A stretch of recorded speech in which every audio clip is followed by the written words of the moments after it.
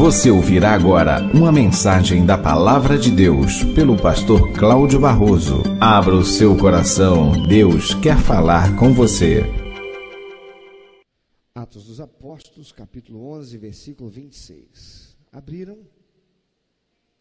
Amém? Amém quer dizer sim, né? Tendo encontrado, levou-o para Antioquia.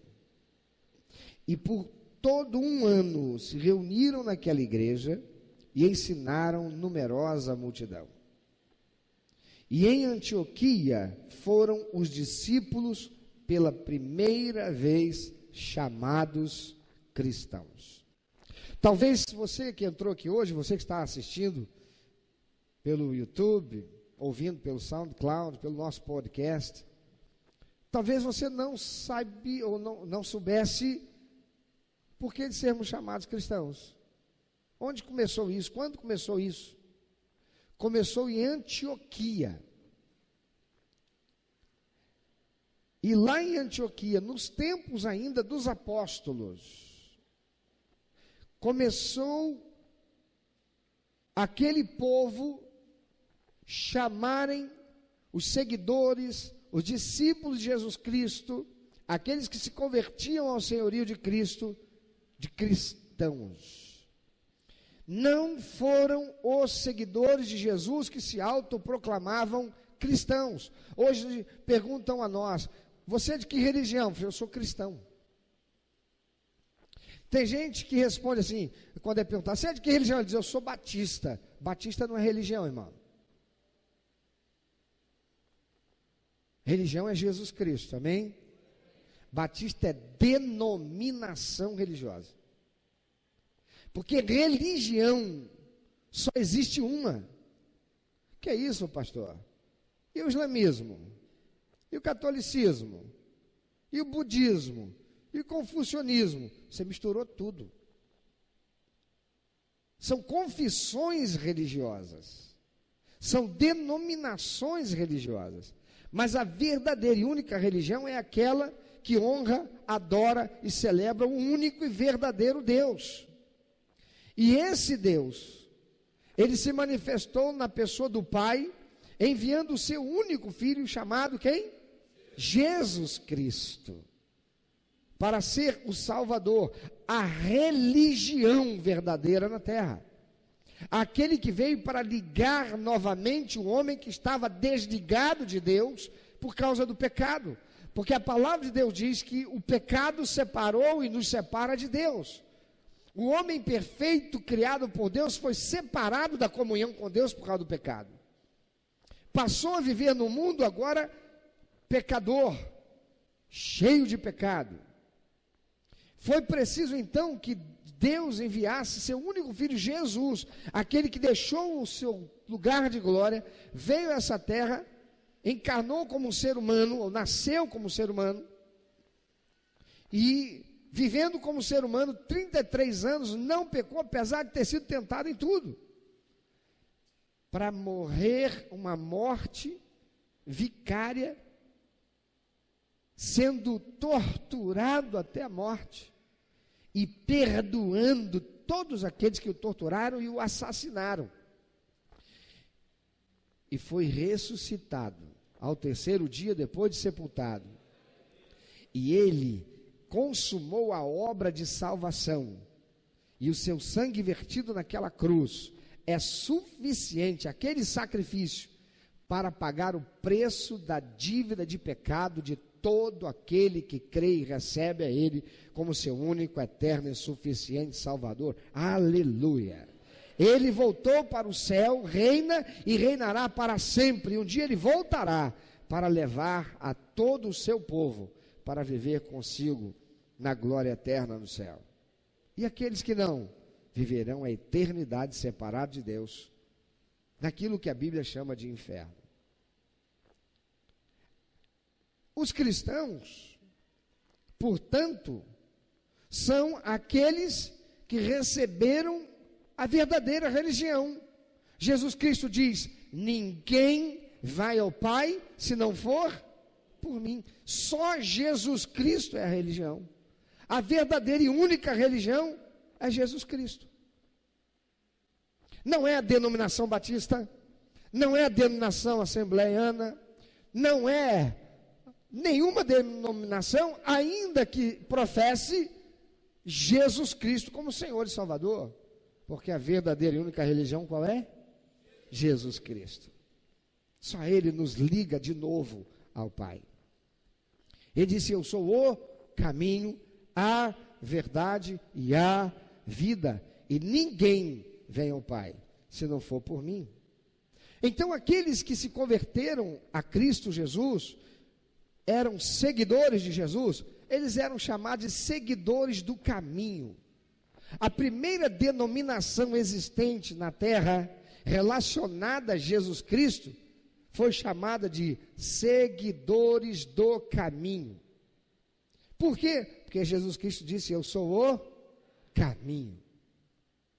Então eles eram chamados seguidores do caminho, até que em determinado momento na história, nos tempos ainda dos apóstolos, da igreja primitiva, lá em Antioquia, foram os discípulos de Cristo, pela primeira vez, chamados cristãos, ou seguidores, não mais do caminho, agora de Jesus Cristo. Amados, isso significa que as pessoas de Antioquia, eles quando olhavam para um seguidor de Jesus Cristo, alguém que tinha feito uma aliança de vida eterna, recebendo Jesus como seu único, eterno, suficiente Salvador, morrendo para a vida que vivia, nascendo de novo como uma nova criatura espiritual, moral, ética e social em Cristo Jesus, eles quando viam alguém assim, eles diziam: esse povo, pelo modo de vida deles, só podem ser seguidores de Cristo, se parecem com Cristo. Então eles passaram a chamá-los de cristãos. Por que eles passaram a chamar de cristãos? Porque eles identificavam nesses crentes em Cristo Jesus as características que Jesus Cristo ensinou para aqueles que seriam seus verdadeiros e frutíferos discípulos. Muita gente hoje pode ser chamado de religioso, pode ser chamado de batista, pode ser chamado de metodista, pode ser chamado de assembleano, pode ser chamado de presbiteriano, pode ser chamado de católico, pode ser chamado de kardecista, menos de cristão. Porque se colocar Jesus do lado dessa pessoa que se autoproclama crente, se autoproclama cristão, não se parece nada com Jesus. Seria você alguém assim? Então vamos ver. Você se veste como Jesus se vestiria se ele estivesse entre nós? Fala aí, minha irmã. A calça comprida que você coloca é para chamar atenção para suas curvas,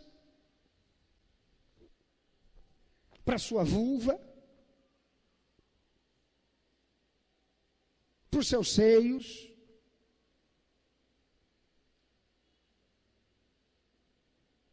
Fala aí, meu amado. Você tem o linguajar que Jesus teria? Ou seu linguajar não faz diferença nenhuma do linguajar das pessoas perdidas sem Jesus? Tipo assim. Tipo o linguajar de quem fala palavrão, que é cheio de gíria que não sabe nem o sentido, o significado, que usa palavras que não sabe nem o que significam. Você tem o linguajar que Jesus teria? Você se pareceria com Jesus? Você se parece, aliás, com Jesus? Diz aí, meu irmão, minha irmã, você vê e assiste na TV, na internet, as coisas que Jesus pararia para ficar assistindo, para seu enlevo, para sua distração, para o seu prazer? Você é honesto? Não, eu sou honesto. Pago os meus compromissos. E rouba de Deus? Você é manso? Você tem uma dificuldade, você tem uma inclinação para ser mais esquentado, e você se coloca submisso e clama ao Espírito Santo numa ação constante de auto-humilhação, mortificando a tua carne, jejuando para ter controle sobre a tua carne e ser mais fortalecido pelo Espírito. Você é do tipo que cutuca quem está do teu lado, como quem diz assim, se é para você, sendo hipócrita, porque não se olha no espelho. Você é do tipo do, fala a Deus, que é para o meu vizinho do meu lado, e não recebe quando é Deus falando contigo. Você é amoroso, é perseverante, é paciente, ou busca ser. Você é misericordioso, misericordiosa, ou guarda rancor. Do tipo que vai dormir de calça comprida porque ficou zangado com o marido de manhã. Que resolve que não vai pagar mais o salão de beleza para ela porque não gostou do que ela falou. Você é pacificador. Você é do tipo que se não falar o que tem que falar, o que acha que tem que falar, você vai bater um troço. Ou se você tiver que ter um infarto e morrer, você prefere do que abrir a boca e falar algo que vai machucar, ferir, magoar ou que não presta. Você é fiel, como Jesus é, como Ele foi enquanto entre nós, ou você não tem parecido com Ele. Se colocasse Jesus do seu lado, as pessoas do seu trabalho olham para você e dizem assim, você é um cristão. Como de Antioquia, olhavam para aqueles que seguiam Jesus e diziam, você é um cristão. Eu me lembro quando garoto, que os cristãos, verdadeiros cristãos, eram chamados de Bíblia. Por quê? Porque conheciam a Bíblia, porque estudavam a Bíblia, porque liam a Bíblia. Hoje, leva-se horas na frente de Facebook, gastando tempo enviando correntes de bênção, daquelas palavras lindas que no final diz, se você concorda, dá um amém. Mas não investe tempo para alimentar o espírito, mortificar a carne, aprender o que dá prazer ao coração de Deus para praticar através da Bíblia Sagrada. Você é alguém que as pessoas olham para você e te veem parecido com Cristo. Ah, mas Jesus, ele era perfeito, mas ele era 100% ser humano como eu e você, e podia ter pecado, tanto assim que o diabo o tentou, mas ele resistiu e não caiu na tentação. Você é alguém que procura se parecer com Cristo e por isso é reconhecido pelos seus colegas de trabalho, pelos seus vizinhos. Os cristãos devem ser um povo diferente, mas o que se vê com frequência é crentes não fazendo diferença alguma em relação ao mundo. Ele se veste como o mundo sem Deus, usa a língua como as pessoas do mundo sem Deus, é desonesto como as pessoas do mundo sem Deus. Eu quero te perguntar, para ser desonesto, precisa roubar 1 milhão da Petrobras, ou aquela caixinha de clipe lá do trabalho, no escritório, que você leva para casa, que a pessoa leva para casa, você não, quando estou te acusando. Ou aquela caneta.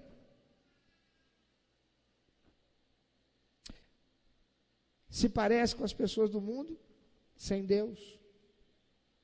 Nós deveríamos, queridos, ser cristãos, um povo diferente, como Jesus Cristo disse. Jesus, relatado pelo evangelista Mateus, no capítulo 5, de 13 a 16, Jesus disse, vocês são o sal da terra. Ele estava falando para os discípulos que ele escolheu.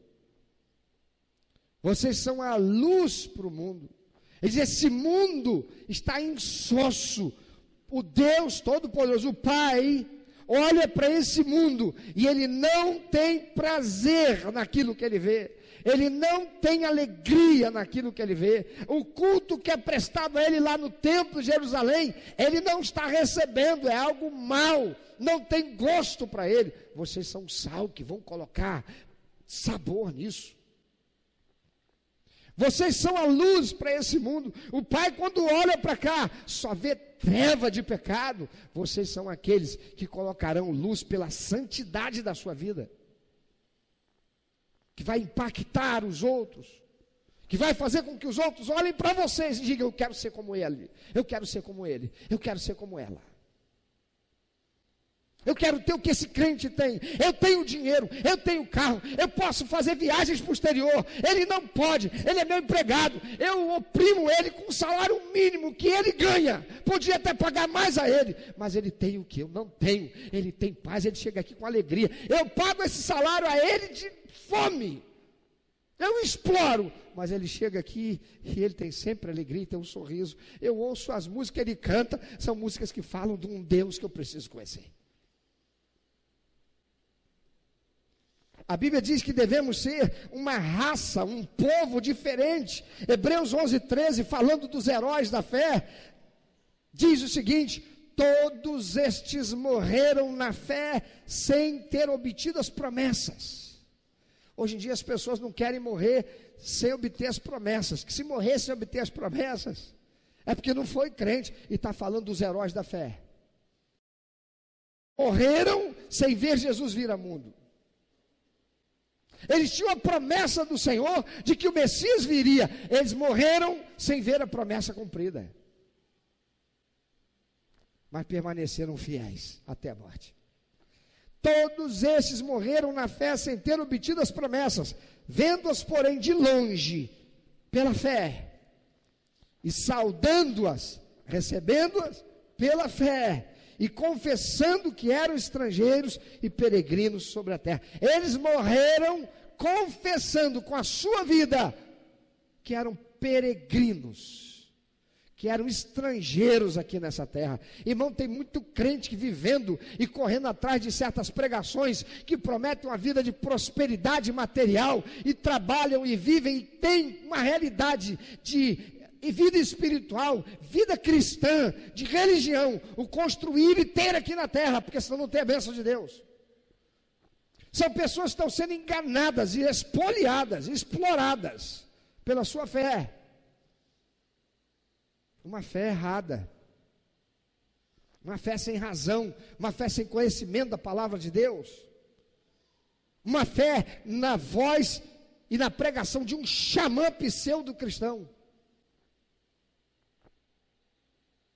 Mas estes da Bíblia, heróis da fé, confessavam que eram estrangeiros e peregrinos na terra. Quem confessa que é estrangeiro e peregrino na terra, quem vive com essa consciência, sabe que vai morrer e vai passar tudo, e vai viver a eternidade lá na outra vida, não é aqui. Não tem apego às coisas daqui. Com tristeza, como pastor, tenho visto isso ao longo de todos os anos.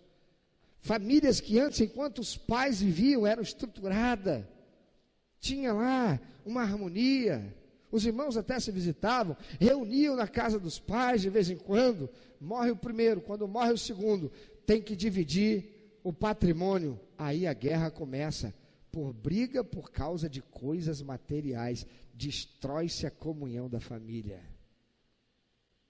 por apego a coisas.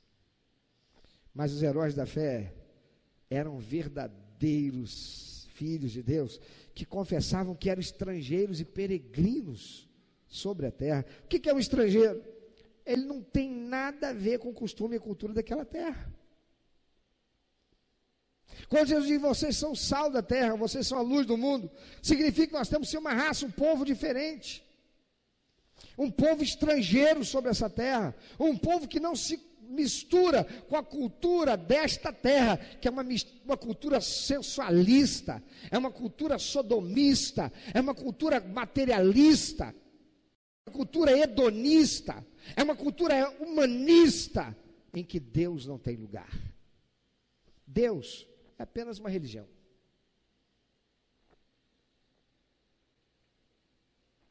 Que é estrangeiro? É aquele que não se veste, não fala e não tem o comportamento como os da terra, onde vive, porque não é dali. É um estrangeiro que está só de passagem. Eu me lembro quando criança, na noite que eu ia viajar para o Rio de Janeiro, saindo lá do 8º distrito de Campos, chamado Vila de Italva, não era nem cidade, um casinho pequenininho, né? Eu me lembro sentado no sofá da sala da casa do meu avô, meus tios que eram um pouco mais velhos que eu, e 3 lá que regulavam a idade comigo, um pouquinho mais velhos só, e minhas tias vieram para se despedir de nós, né, e Cláudio, agora, hein, daqui a pouquinho, quando voltar aqui para visitar, a gente vai voltar falando, arroz, vocês, por quê? Porque lá em Campos, a gente puxava o S, vocês, arroz, e até hoje eu ainda guardo um pouco desse sotaque. A palavra de Deus diz que as más conversações fazem o quê? Corrompem os bons costumes. Eu vivo no mundo, mas eu não posso conviver com o mundo de tal maneira que os costumes do mundo sejam entranhados em mim. Eu posso puxar o sotaque e falar o arroz, ao invés de falar o arroz, mas eu não posso roubar o arroz. Também não posso negar o arroz, ou o arroz. Eu não posso assumir os costumes, a cultura de uma terra corrompida, de um mundo perdido, deteriorado pelo pecado, porque eu não sou dali, eu sou um estrangeiro, eu só estou aqui de passagem. É isso que o cristão é. O cristão é um estrangeiro, o cristão é um forasteiro, o cristão, ele é alguém que por isso mesmo sofre muita perseguição. Ele sofre com discriminação. Lembro que quando eu cheguei morando ali em Nova Iguaçu, a primeira experiência que eu tive descendo, porque eu fiquei alguns meses sem descer sozinho. Eu ia até o corredor do nosso andar, eu era muito pequenininho, eu subia no degrau da escada para olhar lá embaixo, atrás do prédio, eu sempre vi as crianças brincando. E lá na minha terra, aqui que se chama de bola de gude, lá na minha terra era baleba, em alguns lugares boleba. E aí o dia que eu desci, mamãe deixou descer, eu fui lá para os fundos do prédio, eu vi os garotos brincando, e eles estavam lá brincando de baleba, e eu virei para eles assim, com licença, porque eu aprendi pelos meus pais que não se interrompe uma conversa, ou 2 pessoas sem primeiro pedir licença. Isso a gente não ouve mais nem dos adultos, quiçá das crianças pequenas fazerem. E eu pedi licença e disse, com licença. E eles pararam e olharam para mim e falaram, posso jogar baleba com vocês? E eu usava um cabelo, meu cabelo era lourinho, lourinho, lourinho, lourinho, lisinho, lisinho, lisinho, lisinho, cortadinho, igual um capacete, com a carinha redondinha, linda que eu tinha, parecendo uma bolacha. Sabe aquele biscoito Maria? Com aquele cabelinho de capacete lindo. Era o cabelo Ted Boy Marino. Quem lembra de Ted Boy Marino? Quem é da época aí? Marco, levanta a mão.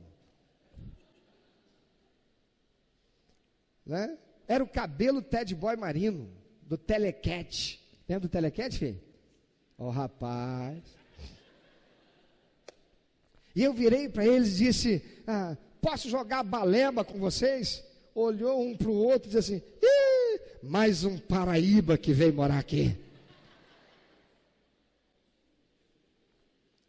E eu nem entendi porquê daquela observação, porque eu não era dessa região, eu não sabia que aquela expressão era uma expressão discriminatória, porque ser paraíba significava ser alguém pobre, alguém desprovido de recursos, alguém oriundo de uma terra de miséria, alguém sem cultura, sem educação, e que falava uma língua esquisita dentro do português. E chegou mais um paraíba para cá. Ele virou para mim, você quer jogar de quê, meu filho? Eu quero jogar baleba com vocês, posso? Sei. O que é baleba? Essas bolinhas que vocês estão jogando aí. Falou, paraíba mesmo. Isso aqui é bola de gude. Ah, é? Na minha terra é baleba. Cadê as suas? Falei, eu não sei. Então não pode jogar não, que aqui é só a Vera. Falei, a Vera? Procurei a Vera. Porque Vera para mim é nome de pessoa. Eu não era daquela terra. Eu não falava a língua deles. Eu nem me parecia com eles. Eu era um paraíba. Lá de Italva, interior de Campos, Rio de Janeiro. Quem é crente não pode parecer com quem não é. Porque quem não é, não vive pelos princípios e valores de Deus. Casamento, para quem não é crente, pode ser qualquer arranjo de um homem com homem, uma mulher com mulher. Daqui a pouco vai ser de um homem com cachorro. Você está brincando? Acha que eu estou exagerando?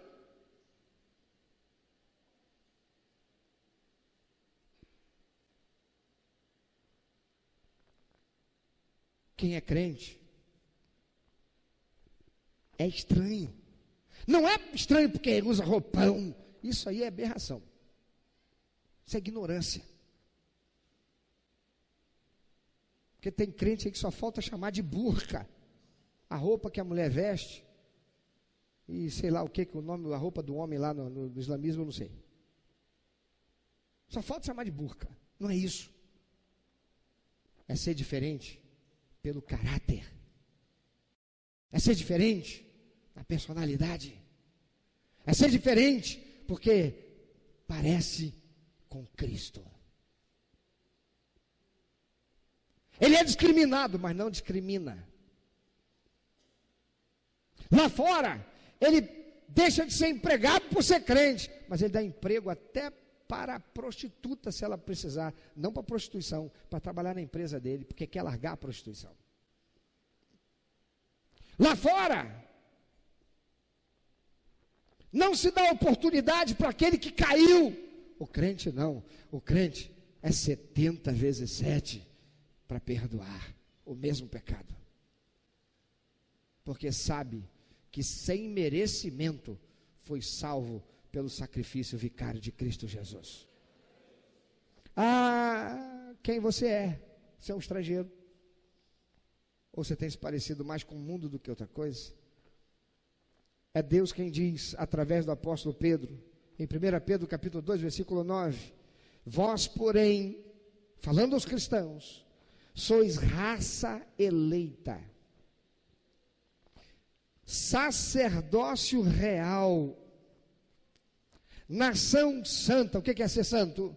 Separado e exclusivo para Deus, povo de propriedade exclusiva de Deus, a fim de proclamardes as virtudes daquele que vos chamou das trevas para a maravilhosa luz. Eu quero te perguntar, você, se eu tivesse começado perguntando quem aqui é cristão, todo mundo que está aqui, eu tenho convicção, levantaria a mão. Talvez alguém aqui que pudesse não ser por professar como expressão religiosa do culto africano, por exemplo. Mas quantos teriam levantado a mão dizendo que eu sou cristão? Então, eu não fiz isso com você, mas agora eu te pergunto, você se parece com Cristo? Para se chamar cristão? Porque você tomou um banho chamado batismo? Foi batismo ou foi banho?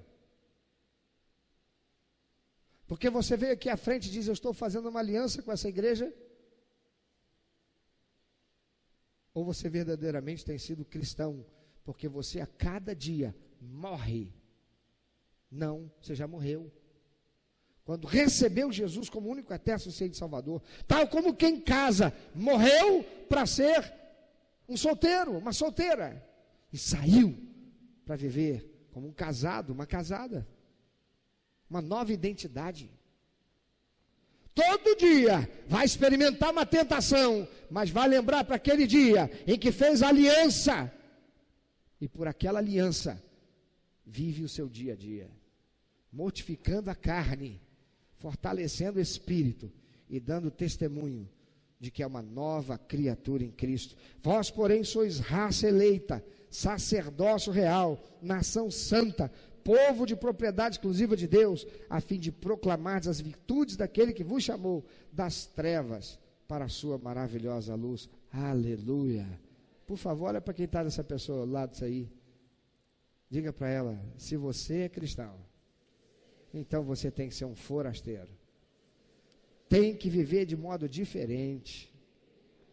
O mundo está dizendo, essa sociedade corrupta está dizendo, casamento pode ser qualquer coisa. Aliás, para que casar? Vamos ali no cartório, vamos fazer um contrato de união estável. Ou seja, me perdoe, se você fez isso, você foi ludibriado, porque você não conhece a palavra de Deus. Porque isso significa, vamos ali e vamos oficializar o nosso amaziamento. E muitos estão indo ali oficializar o adultério. Por quê? Porque é casado. Ah, mas eu me separei, não vivo mais com ela, não vivo mais com ele. Foi adultério? Não. Está cometendo agora, porque começou a namorar alguém, já está se relacionando sexualmente, já está visitando a casa, e vai ali, faz um contrato de união estável, oficializou o adultério. E adultério não é mais crime no Brasil? Olha só o mundo.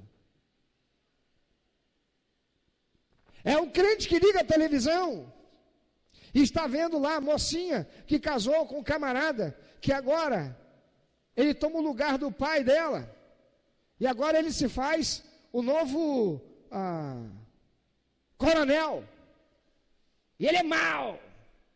Mas aí chega o amor da adolescência dela, lindo, maravilhoso, às beiras do rio São Francisco, e ele é lindão, e começa a torcer pelo adultério dentro da sua casa, crente. Jesus vê tudo isso, e o que ele sente? E mais do que as pessoas estão dizendo a respeito desse crente, é o que diz a palavra de Deus em Apocalipse 12:10. Alguém abra, por favor, e vê se está escrito lá, como está escrito na minha Bíblia aqui. Apocalipse capítulo 12, versículo 10. É o apóstolo João tendo a visão do que ainda não aconteceu e vai acontecer. E lá está escrito, e ouvi uma grande voz no céu que dizia, esse ouvir significa lá no futuro, ele estava vendo lá no futuro, que ainda não aconteceu, e ouvi uma grande voz no céu que dizia, agora é chegada a salvação e a força, o reino de nosso Deus e o poder do seu Cristo, porque já o acusador de nossos irmãos é derrubado, o qual diante do nosso Deus os acusava de dia e noite. Pior do que o seu vizinho está olhando para você e vendo que você não se parece com Cristo, é que Satanás está como embaixador do mal perante o trono de Deus 24 horas para acusar você que diz que é crente e dizer, ah lá, o meu espírito de sedução seduziu e na casa dele e dela lá fica na frente daquela porcaria que eu fiz criarem, irradiar, e que seduz, e que destrói, e que constrói a fraqueza para aceitar aquilo que os meus, que estão me obedecendo lá em Brasília, lá na Câmara Federal, lá na Câmara Estadual, lá na Câmara Municipal, estão fazendo para destruir a família, para destruir o casamento como uma instituição de valor a ser respeitada e preservada e protegida à luz do que diz até a Constituição do país, para destruir a infância, corrompendo as crianças na sua inocência, com kit gay e outras coisas. Pior é que ele está lá 24 horas para acusar quem se diz ser crente e não vive pelos princípios e valores estabelecidos por Deus, mas sim pelos do mundo. Eu quero te dar uma oportunidade. Pensa um pouquinho sobre isso. Se Jesus Cristo estivesse agora sentado do seu lado, alguém ia dizer, esse aí é cristão, porque parece com ele. Não parece porque anda com uma coroa de espinho na cabeça, nem parece porque anda com a mesma vestimenta que Jesus lá no seu tempo usava. Não. Se parece porque tem um caráter de cristão. é porque tem uma personalidade que está sendo moldada à luz da ação do Espírito Santo. É porque tem a sua vida na sua prática diária expressando os princípios e valores estabelecidos por Deus e não os do mundo perdido.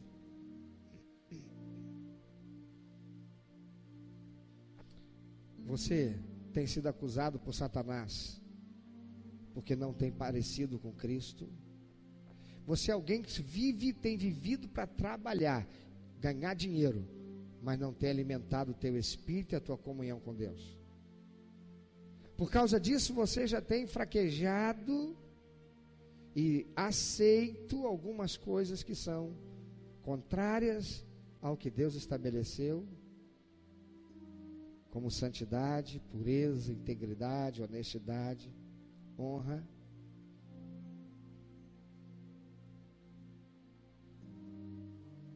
Você tem sido um cristão, uma cristã?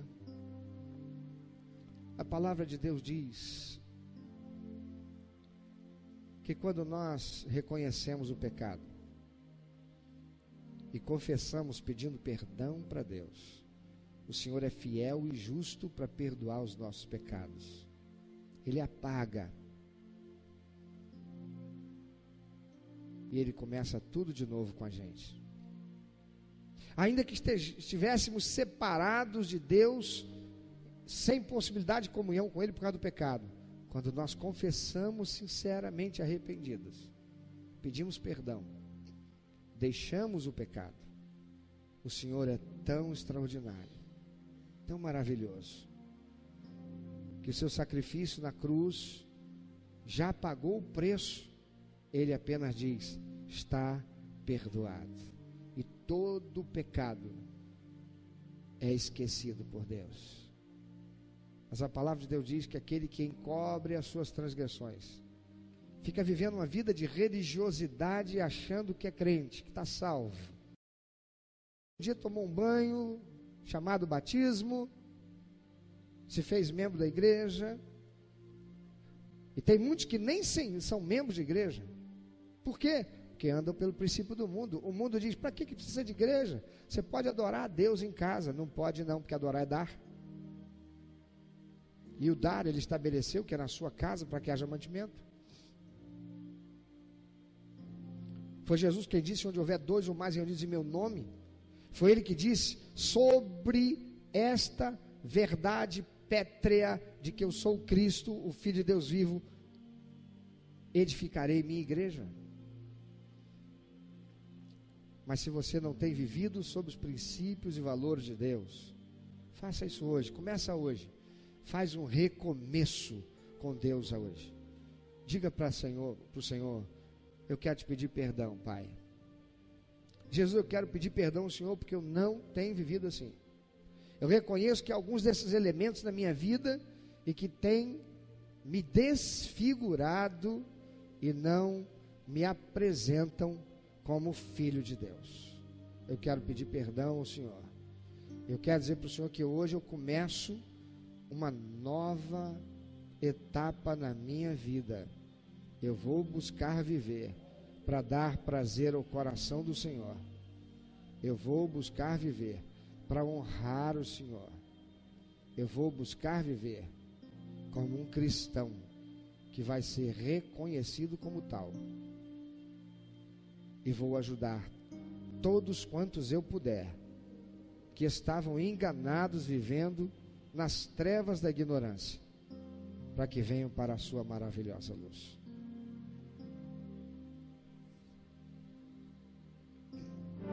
Meu amado, se Deus tem falado ao seu coração, se você foi constrangido pelo Espírito Santo e quer compartilhar isso conosco, quer que nós estejamos orando por você, se você quer nos informar que você recebeu Jesus como teu único, eterno e suficiente Salvador, se você quer saber um pouco mais a respeito do que fazer para dar prazer ao coração de Deus e viver a vida que o Senhor tem reservado para você, vida de paz, de equilíbrio, de satisfação, entre em contato conosco.